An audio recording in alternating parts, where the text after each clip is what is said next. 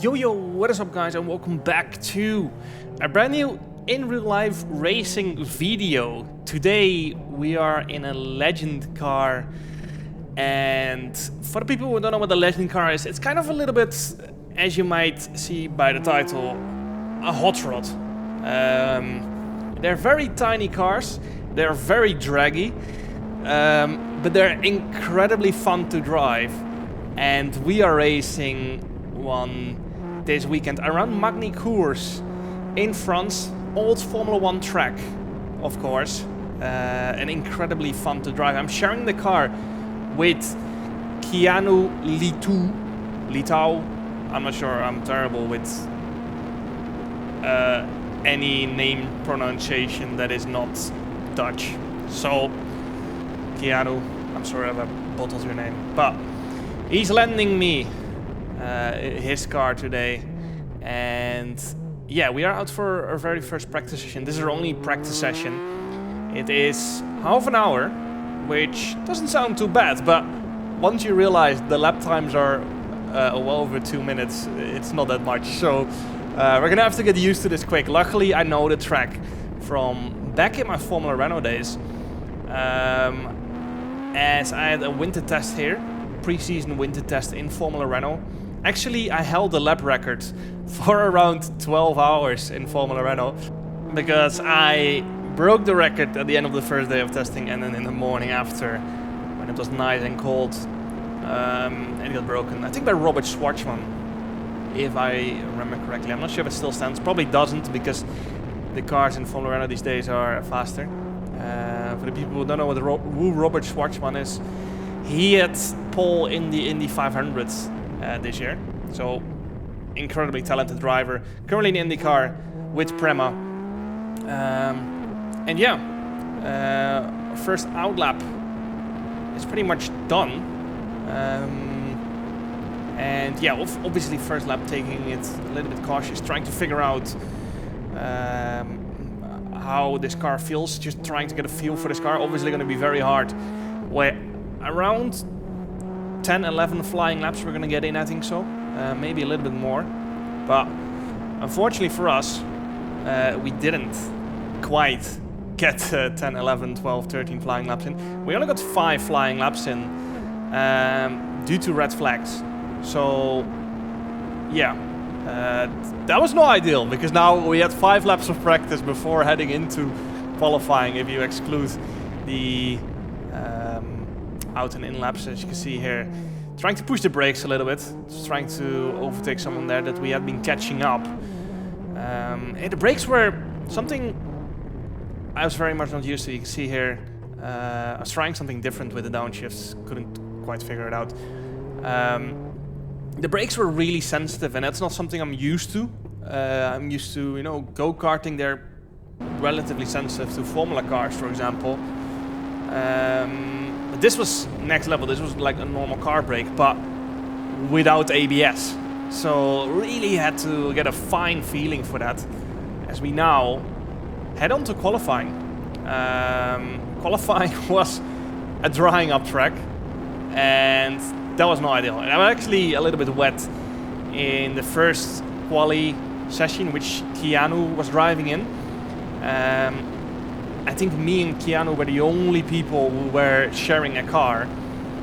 So that actually made it really hard, because I'm in qualifying 2 now. People had already been driving, I think, 20 minutes qualifying was. And yeah, they all already got a feel for the track, and I didn't. I just straight away jumped into it, drying up track, which is not something you want if you're driving a car for the first time. But yeah, we're properly sending it. I made a big mistake in the hairpin, sorry, and that cost me a lot of time. Now, unfortunately, my cam box cuts all segments into like 5-minute videos, and it cut it exactly where the mistake was. I'm not even joking. So that was unfortunate, but yeah, very, very hard qualifying session for me here. We also didn't have any slipstream. Now you might be wondering, well, that's not going to matter that much, but we're basically driving in cubicles, which are not very aero efficient, And you're going to see that in the races that are going to come up, especially in the dry race coming up. The slipstream is absolutely insane in these things. And it's not 2-3 tenths a lap. We're talking about like 1.5 second to 2 second gain per lap, which, as you can imagine, makes the racing incredibly exciting. So yeah, qualifying done. We're only down, or actually only down, we had a terrible qualifying session. We were down in P20. I went 3 seconds slower than I did in practice, even though the pole time was faster than practice. So that was no ideal. But as you can see, race 1, and in its full wet conditions. Not a little bit wet, full wet, like storm. So yeah, first 3 sessions, and they're all different conditions. And that made it very hard, but also a lot of fun. And not gonna lie, I was actually looking forward to this race in the wet, because it's hard. It's hard, and if it's hard, it's a lot of fun. So here we go, off the start we go. Actually wasn't sure if I could overtake these guys before the line, but we could, and that's why we're straight away 2 positions up before we even head into turn 1.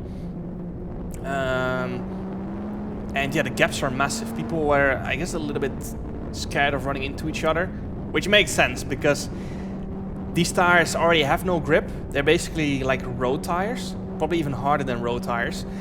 And just to give you an idea how hard of a compound these tires are, they do the entire season. I think the entire season is 8 races on 2 sets of tires. Now you saw the lockup we had in practice. That has absolutely no effect on the tire. It is basically impossible to flat spot the tire. And yeah, as we go around the outside into the hairpin, braking a lot later than the person we just overtook. I've overshot the corner a little bit, but we still make the move. But yeah, the tires are incredibly hard, and that makes the wet conditions even trickier, because the harder compound, the worse it is in cold conditions, and the worse it is in wet conditions, because you can't get any temperature in them. They are not slicks as well, they are groove tires, so that helps a little bit perhaps. But yeah, driving in these conditions on these tires basically felt like driving a Formula car on slicks. It was that ridiculous. Or on slicks in wet conditions, I should say. So here we go then. I think we've already gained 4 or 5 positions. There were some incidents as well. I just didn't really spot them, to be honest. So yeah, across the race there were a few incidents. I never really saw one happening, but yeah, at some point I noticed a white car coming out of this corner, standing on the side of the track. So yeah, we're gaining actually quite a bit of time to the group ahead. Again, we're just very much trying to figure out this car, figuring out how to drive this car in the wet as well. We have to figure out everything in a very short time span, but that makes it more fun. This is race 2, by the way. There was another race this morning where Keanu drove. I think he finished P2, if I remember correctly. Or at least P2 in his class, I should say. There's multiple classes, there's 4 classes. There is the top class, which have slightly more horsepower and are slightly lighter as well. So yeah, they're all driving together with us. Then you've got our class, where me and Keanu drive in, which are a little bit heavier. I think 5 or 10 kilos heavier, maybe a little bit more. And then they've got like 5 or 10 horsepower more. Doesn't sound like a lot, but obviously these cars are fairly light and don't have a lot of horsepower, so relatively it is a lot. So that's number 66 getting past us. I think he won in Keanu's class this morning, and you can see I was trying to take a different line there in turn 1, but clearly his line was so much better. You could see how much he gained there, and I just want to stay close to him, but because obviously he knew what he was doing in these cars, and it is important that we can learn a little bit from him.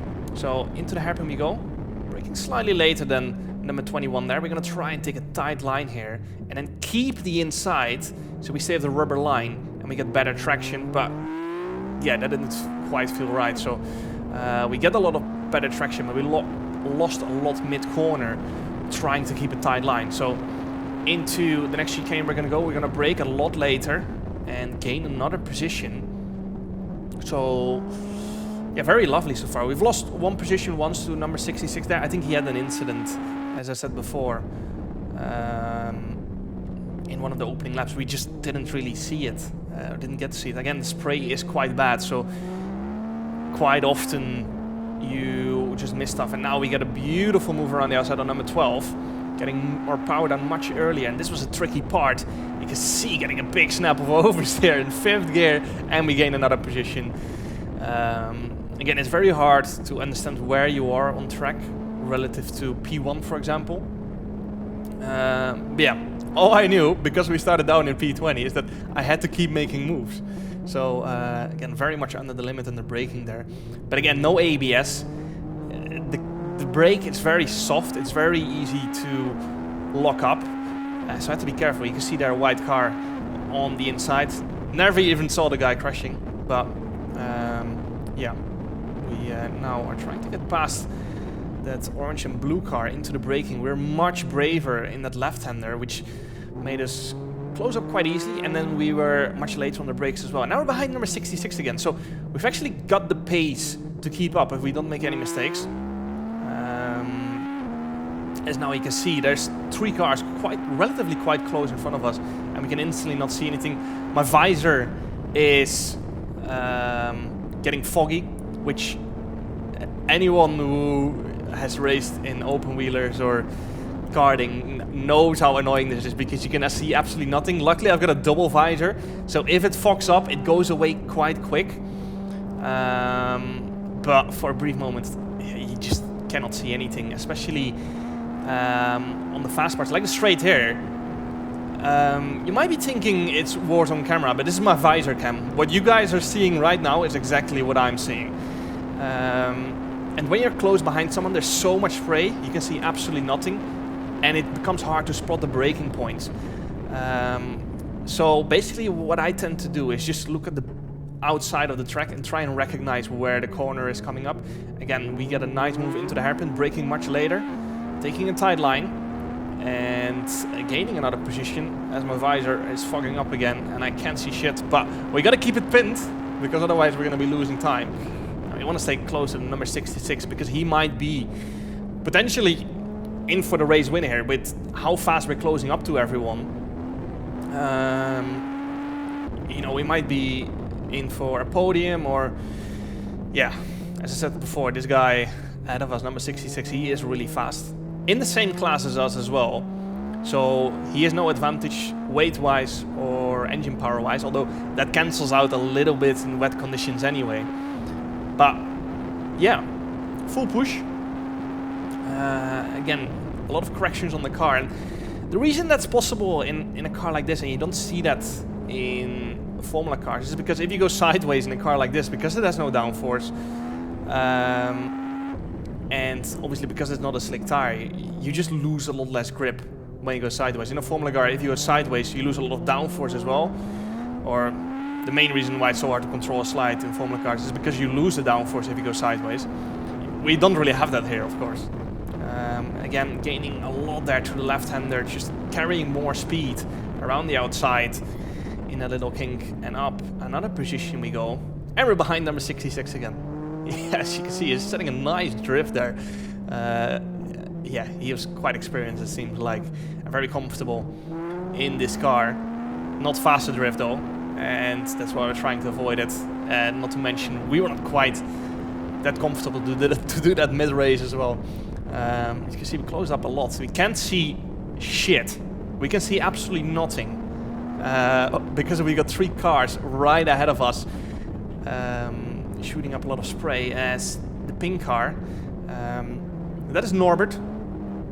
He actually owns the car we're driving in, and he's basically our teammate, so we want to be careful, but we want to finish ahead of him as well. And as you can see, I had to pull out of the slipstream there because I could not see anything right there.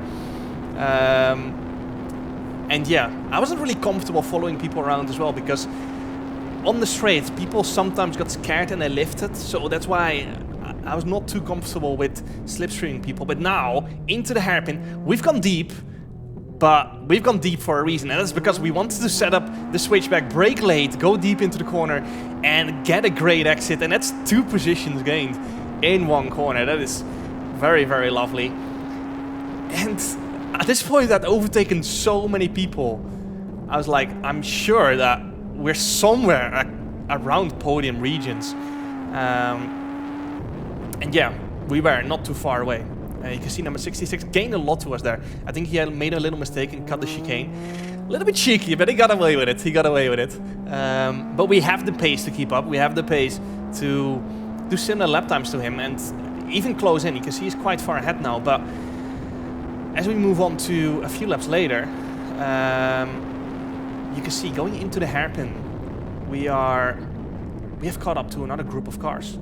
And yeah, at this point I was sure that this was the leading pack.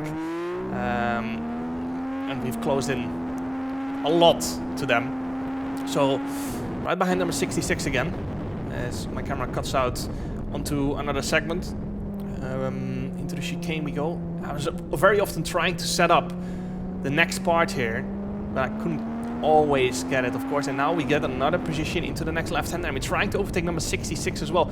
We brake on the inside, and then obviously I don't want to run him out of the road, but I think he went for the switchback anyway, so that's okay. Actually, he was still on our outside there, but again, we're side by side, and now we finally get the move done. Under traction, a little bit of a moment again, squirming around trying to keep the power down. Into the next chicane we go. Another 3 cars ahead of us. Car ahead going a little bit wide in the first part, and that gives us a better exit. He gets a nice slide in though, and we're gonna brake deep into the next right-hander. Let it run wide, and then cut back on the exit to try and get good traction, and we do. You can see we get much better traction. Unfortunately, I have to pull out of the ideal wet racing line, and that cost us a little bit. Got a little bit of slipstream, or a little bit of traction loss there. But again, much braver on the brakes, and we get another position. I was really confident in these wet conditions. We got number 80 going back at us on under braking, or at the apex I should say, running a different line there. Again, was just trying out so much different lines throughout this race, but by the end I really got it figured out what I had to do to be fast in the wet. And that's why we've managed to re-overtake number 66. You remember, he was quite a bit faster than us in the opening 3 laps, but at this point I was quite confident that I was faster. And now around the outside in turn number 1, that car on the inside are taking a very different line to us, taking all the way to the inside, and it might look faster initially, but you can see the exit we get by the time we get out of turn number 3. And yeah, another position gained, and we're on to the last lap. And as you can see right there, right ahead of us is number 1, and I was still pushing for that. I knew I couldn't overtake him into the hairpin here, but unfortunately I locked up and drove into the back of him. I instantly waved, sorry mate, I did not mean to do that. Yeah, I was so confident on the brakes all race, didn't lock up a single time. And the last lap, I was trying to hunt down number 1. I just locked all 4 wheels, and I was trying to avoid him by turning to the left, but obviously if you've got your tires locked, yeah, the car's not going to be turning. Obviously I was trying to release the brake, and yeah, unfortunately I got damaged at this point as well. But we managed to at least keep the car going. The same for the guy we hit, by the way. He managed to keep the car going as well. You could see he didn't really went off into the gravel, even though the hit felt so hard. He obviously got spun around a little bit, but for how hard it felt, I expected him to absolutely get sent into the gravel at least. But yeah, the impact didn't do much, luckily. So yeah, I felt very sorry for the guy, and rightfully so, we got a 5-second penalty, which I felt was very lenient for the absolute murder we committed right there. But yeah, just happy to keep the car going. And yeah, we did have some damage, as I said, so I was being a little bit careful here under braking because the car was turning a little bit weird. It was pulling to one side under braking as one of the springs was, together with the damper, kind of bent weirdly. So yeah, we're gonna bring the car home in P2. Even after the 5-second penalty, we were P2. And yeah, number 66, we fought all the way from the back of the grid to the front. And yeah, it was very lovely to drive all the way from the back to the front there, up to P2. Could be more, of course, but yeah, kind of bottled that myself. Yeah, lucky to only get away with a 5-place grid penalty. Race 3, I don't remember exactly where Keanu finished in race 3. It was a dry race, and now we are heading for a dry race as well. Now, instantly I felt like there was something wrong with the gearbox, and as you can see that little blue switch at the right of the car, that is supposed to be up, and it isn't. Unfortunately, I didn't notice that. And that blue switch is to activate the shifter. If you activate that, you can basically keep your foot flat out and just switch gears freely while keeping your foot down. Now, I didn't activate that switch, and I just thought there was some kind of gearbox issue. So I had to lift every time I upshifted, which is obviously going to be losing us heaps of time on the straights. Straight away into turn number 3 we go. I tried to go around the outside there, unfortunately it just wasn't the grip. I was just squirming around trying to get the power down again, drifting around. But yeah, due to my just inexperience, and perhaps it was a little bit stupid as well, we're gonna have to lift like a shifter cart every time we upshift. Now, we will not be seconds off the pace because of that, but we will be losing time, and especially in a car that doesn't have that much power, and we're driving on a proper, you know, Formula 1 track with long straights. It will be losing us quite a bit. You know, especially already considering we're on a slightly slower car, we will be losing even more. So this can be tough. And yeah, again, I think in the rain we were just slightly better as well. So we haven't got a lot of dry laps in. We only got 5 full dry laps in practice. So this is, again, we kind of have to start from 0 again after that wet race yesterday. And we're just gonna have to learn as fast as possible and see if we can, by the end of the race, kind of be on the pace. So you can see there, I think we're down to like P13, P14 more or less.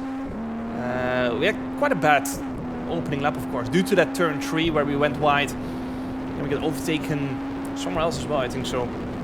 So yeah, let's see if we can make up some positions again. Again, being really careful going side by side because we don't want to go out instantly in lap 1. We got a car on our inside through the chicane, but we managed to get the overtake done, and up another position we go. And we got Norbert ahead of us again. He's in the slightly faster class, so will be hard keeping up. But the beautiful thing about this class is, even though there is a different class that is slightly faster, because the slipstream is so powerful in these cars, you can actually keep up. So it just comes down to a nice bit of racecraft. And yeah, through turn 3, I still wasn't quite as comfortable. Perhaps I had not heated up my tires too much. They are a very hard compound, of course. They are street tires, and they're very hard compound, so they do take quite a while to heat up. But under braking, I was really confident. You can see in the hairpin throughout the race, I was quite fast. Now behind this bright orange car. But yeah, not long after, there was a safety car for some kind of shunt. Again, didn't see it happen. So yeah, we just have to stay in formation. But I got caught off guard completely here. Safety car came in this lap. We can't see the safety car because he's too far ahead. But because the safety car is faster than us, which I'm not used to at all, of course, in F1. They started going so fast, like already halfway down the track. You can see we've lost slipstream straight away. Now, usually when the safety car comes in F1 or even in F2, F3, F4, the cars slow down. But in a class like this, that is obviously not necessary. So yeah, we straight away are like 3 seconds behind the car ahead, lost slipstream. And that was actually so stupid for me that I didn't think about that. So yeah, we're now getting passed straight away into the hairpin, obviously. And we've kind of broken the train up to the leaders, which was very unfortunate because perhaps we could have had a nice fight and learn from the top group throughout this race. But yeah, it was annoying. I didn't even think about, you know, that if the safety car came in at a certain point, that everyone would just go start pushing straight away because the safety car is faster than the cars we're driving in. So yeah, that wasn't ideal. We're getting passed by another car on the inside there.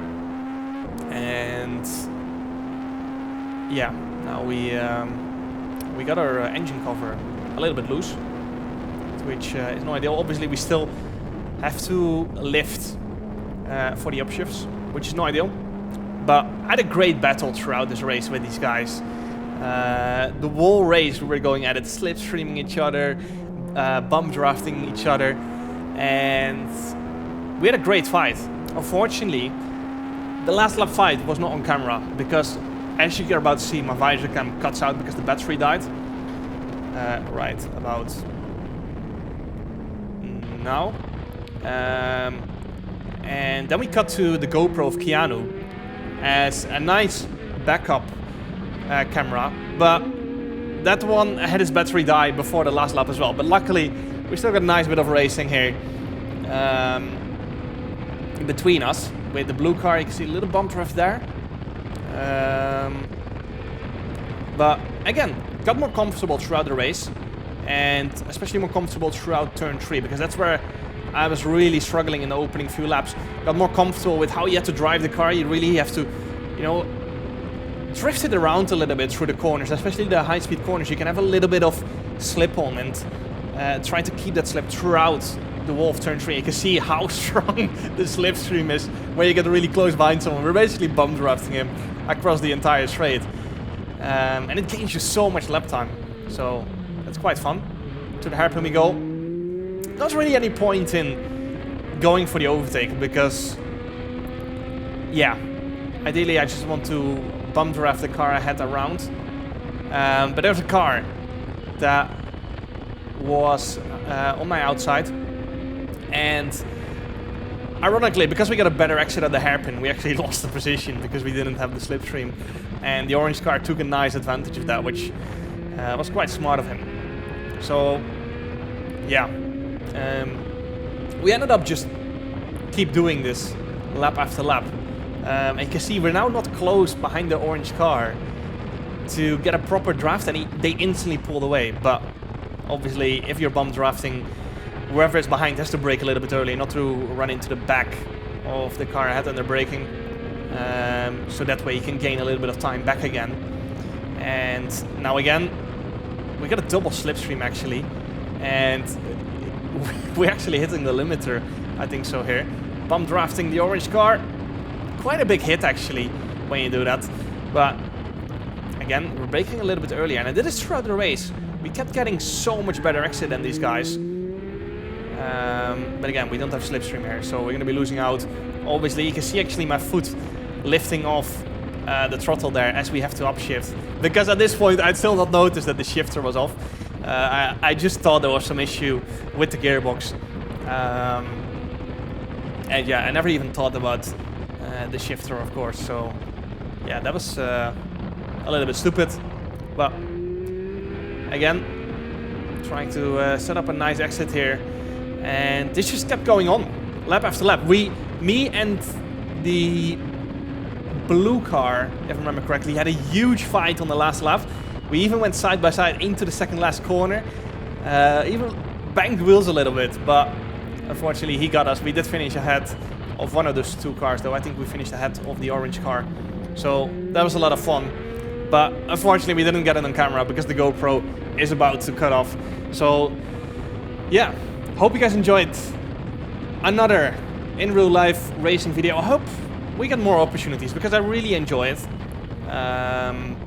Especially these one-off things, you know, that are not too serious and we can just jump in for fun and kind of keep up a little bit with the top guys, especially in the rain. We could definitely keep up with the top guys, but it was so much fun doing this. And a big thank you to Keanu and Norbert and the championship we're driving in as well. It's called the Ultimate Cup on YouTube if you guys want to check that out. They actually organize a huge bunch of races. Legend car, motorbike racing was this weekend as well. I think there's some sort of Formula Renault. It wasn't there this weekend. But yeah, huge amount of different championships they run. And yeah, it's a lot of fun. So make sure to go check them out as well. I'll leave a link in the description to the championship and to Keanu as well. So you guys can follow him around. Keanu actually was in PSGO F2 last year in F1 24, and he's an iRacer as well. So make sure to go check him out. Hope you guys enjoyed. Make sure to like, subscribe, and see you guys next time, hopefully in another in real life racing video. Ciao.